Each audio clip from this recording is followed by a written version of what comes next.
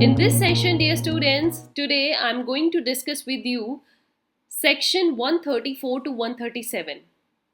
These sections comprises of all the negotiable instruments that deal with foreign international laws. Okay, any instrument which is affected by any international law that are included in these sections, and today we are going to understand कि ऐसे कौन से instruments होते हैं जिन पर foreign law का या international law का बहुत ज़्यादा अफेक्ट होता है, या ऐसे इंस्ट्रूमेंट्स के साथ हम कैसे डील करें जिनसे एक्चुअली में जो फॉरेन इंटरनेशनल लॉ के अकॉर्डिंग फ्रेम हुए हैं. So negotiable instruments act also deals with this. And कई बार क्या होता है, when you are dealing with any person who is outsider, not of your country, then you should also get to know about all these sections, because वहाँ पर ये affect बहुत करेंगे. अगर आप negotiability कर रहे हो, then you should also know how these laws or how these actually sections affect these. So let's start our session for this.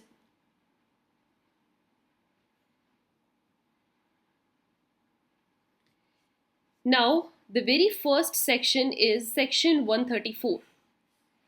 Section 134 बात करेगा law governing liability of maker, acceptor और endorser of foreign instrument. Foreign instrument देखिए, maker किस case में, promissory note में, acceptor किस चीज़ में, बिल ऑफ एक्सचेंज में, और इंडोर्सर किस चीज़ में, चेक की बात कर रहा है. तो ऐसे केसेस में how there liability is affected, how there liability is governed. अगर कोई फॉरेन इंस्ट्रूमेंट है, the instrument which is made outside the country, तो वहां पर ये कैसे गवर्न होते हैं. देखिए, सेक्शन 134 को बहुत ध्यान से समझना है.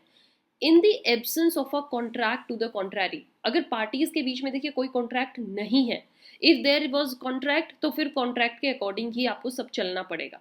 फिर तो दोनों पार्टीज ऑलरेडी स्टार्टिंग में ही समझ चुकी हैं कि जो कॉन्ट्रैक्ट में हमें उसी के अकॉर्डिंग चलना है. But if there is no contract, if there is absence of contract, ये समझिएगा, कॉन्ट्रैक्ट पहली प्रायोरिटी है.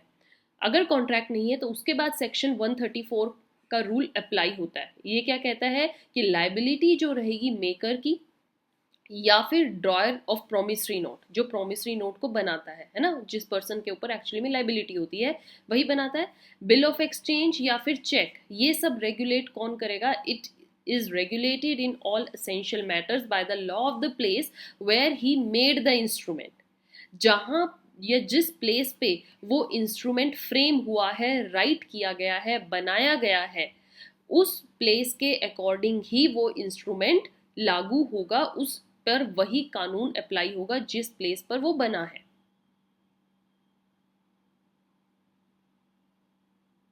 All right. And the respective liabilities जो पीपल की रहेंगी, एक्सेप्टर की, एंडोर्सर की, they should be by the law of the place where the instrument is made payable. Okay, उनकी लाइबिलिटीज किस चीज से अफेक्ट होंगी, जहां पर उसको एक्चुअली में पे करना है. अब इसके लिए मैंने आपके लिए इलस्ट्रेशन फ्रेम की है, so that you understood this section 134 clearly. Listen it carefully. Illustration में क्या बात की गई, a bill of exchange was drawn by a. एक बिल ऑफ एक्सचेंज है, उसको किसने ड्रॉ किया, ए ने, इन कैलिफोर्निया. ड्रॉ कौन करता है, जिस पर्सन ने एक्चुअली में पैसा लेना है. ए ने, सपोज करो बी से पैसा लेना है, बी ने पैसा देना है ए को, तो ए कहेगा मैं तुम पर एक बिल ऑफ एक्सचेंज ड्रॉ करके दे रहा हूँ, इस पर साइन कर लेना, इसको एक्सेप्ट करके देना. ठीक है, तो ए ने ये बिल ऑफ एक्सचेंज बनाया, कहाँ पर बनाया, कैलिफोर्निया में बैठ के बनाया, जहाँ पर रेट ऑफ इंटरेस्ट 25% चल रहा है डियर. ओके, एंड इस बिल ऑफ एक्सचेंज को भेजा गया बी के पास, बी ने इस पर अपनी एक्सेप्टेंस दी. ठीक है ना, ठीक है, मैं आपकी लाइबिलिटी को मानता हूँ, एक्सेप्ट करता हूँ, और टाइम आने पर आपका पे कर दूंगा. तो बी ने इसको एक्सेप्ट किया. कहाँ पर एक्सेप्ट किया, पेएबल इन वॉशिंगटन. ओके, वॉशिंगटन में वो बैठा है, जहां पर रेट ऑफ इंटरेस्ट क्या है डियर स्टूडेंट, 6% है. तो बी पेएबल कहाँ पर करेगा उसको, 6% पर वॉशिंगटन में, और ए ने ड्रॉ किया कैलिफोर्निया में, जहां पर इंटरेस्ट है 25%. Now bill is endorsed in India. India में इसकी एंडोर्समेंट हो गई. एंडोर्समेंट मतलब ए ने किसी तीसरे पर्सन को सी को दे दिया, ये लो मेरा बी से वैसे पैसा आना है, बी तुम्हें पे कर देगा, चलो मुझे नहीं करेगा तो तुम्हें पे करेगा. एंडोर्समेंट ए ने सी को कर दी, और सी कहाँ पर बैठा हुआ है डियर स्टूडेंट्स, इंडिया में. केस को समझते जाइए. तो यहां पर जब इंडिया में वो चेक आता है, वो डिसऑनर हो जाता है.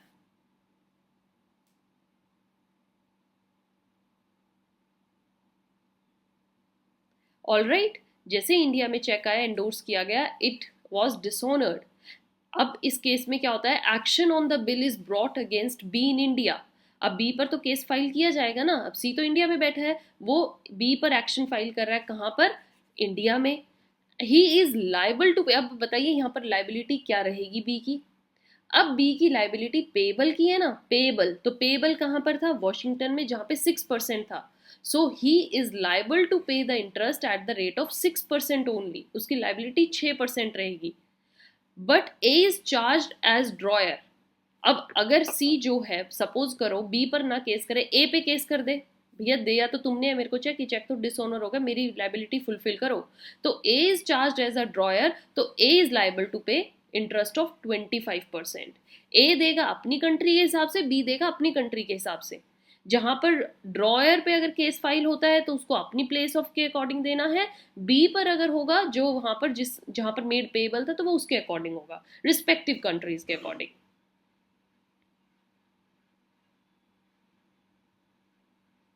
Understood? Moving to the next section, dear students, you have to listen them very carefully.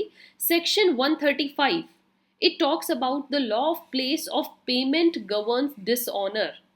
अगर आपको ये देखना है कि डिसऑनर कोई चीज़ होती है, कोई चेक अगर डिसऑनर होता है या कोई इंस्ट्रूमेंट डिसऑनर होता है, तो वहाँ पर पेमेंट कैसे गवर्न होती है, by the law of place of payment. जहाँ पर पेमेंट करनी थी उस प्लेस के अकॉर्डिंग डिसऑनर से रिलेटेड सारी लाइबिलिटीज गवर्न होती है। कैसे, read it carefully with me. Where a promissory note या बिल ऑफ एक्सचेंज या cheque is made payable in different place from that in which it is made और endorsed. अब जहां पर वो बना है, जैसे अभी अबव इलस्ट्रेशन में ही था, कैलिफोर्निया में ड्रॉ किया गया था, बट पेबल था वॉशिंगटन में। सो पेबल अगर वो डिफरेंट प्लेस है, बनाने वाले प्लेस से अलग प्लेस है, तो जो लॉ ऑफ द प्लेस जहां पर वो पेबल है, मीन्स अबव एग्जाम्पल के अकॉर्डिंग वॉशिंगटन के अकॉर्डिंग वहां पर डिसऑनर के ऊपर उसके ऐसा लॉ एप्लीकेबल होगा वॉशिंगटन के according. So where it is made payable, determine what constitutes dishonour, dishonour हुआ है या नहीं, एंड इसके लिए कैसा नोटिस सफिशिएंट रहेगा, क्या नोटिस सफिशिएंट रहेगा। So place of payable is actually जहां पर पेमेंट होती है, that governs the dishonour of the instruments actually.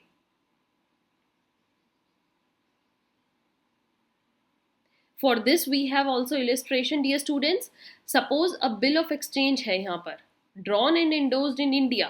India में ही ड्रॉ हुआ, इंडिया में ही इंडोर्समेंट की गई आगे, बट इसको एक्सेप्टेंस और पेबल कहाँ होगा, फ्रांस के अकॉर्डिंग, फ्रांस में। अब ये हो गया डिसऑनर, तो जो इंडोर्सी है causes it to be protested for such in dishonour, भाई ये डिसऑनर हुआ है और मेरा घाटा हो गया, मेरा लॉस हो गया, वो इस पर प्रोटेस्ट करता है और नोटिस दे देता है इन अकॉर्डेंस विद द। अब बताइए कौन से प्लेस के अकॉर्डिंग जाएगा, जहां पर मेड पेबल था, और पेबल कहां पर है, फ्रांस में, with the law of France.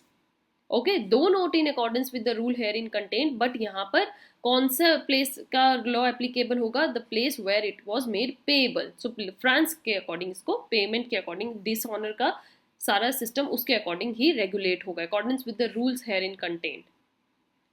Right students, next section we have is section 136। Section 136 क्या कहता है, इंस्ट्रूमेंट्स मेड या etcetera out of India but in accordance with the law of India. Okay, जो instruments बनते तो outside India हैं, बन तो वो आउटसाइड रहे हैं, बट उन पर किस टाइम पर कब जो है लॉ ऑफ इंडिया एप्लीकेबल होगा, कब होगा, वो हम देखते हैं, सेक्शन 136 हमें बताएगा। If a negotiable instrument that was made या drawn या accepted, because we have various kinds of negotiable instruments, और endorsed outside India के हो रहा है, लेकिन in accordance with the law of India, but उस पे बात क्या चल रही है कि इंडिया का ही कानून applicable रहेगा। The circumstances that any agreement evidenced by such instrument is invalid according to the law of the country wherein it was entered into does not invalidate any subsequent acceptance or endorsement made thereon within India. Okay, later on अगर कोई parties उसको further क्या करती हैं, suppose agreement evidenced by such instrument is invalid, किसी circumstances की वजह से next agreement अगर बनता है फॉर एनी अदर थिंग, तो वो इनवैलिड करार नहीं होता है, does not invalidate any subsequent acceptance, further acceptance को इनवैलिडेट नहीं करेगा, ऑल्दो लॉ उस पर एप्लीकेबल है, बट उसको फर्दर जो एक्सेप्टेंस होती है, एंडोर्समेंट होती है, that doesn't invalidate it.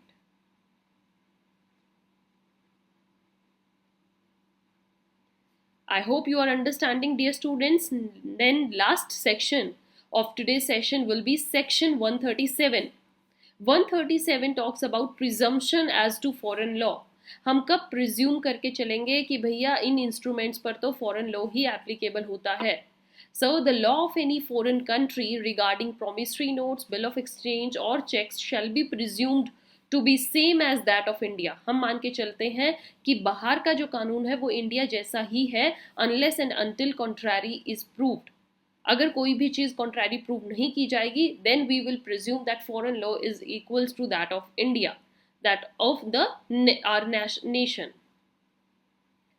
So with this we discussed all these sections. These are very important, dear students. How? Because these sections are related to the instruments which are governed by international or foreign law.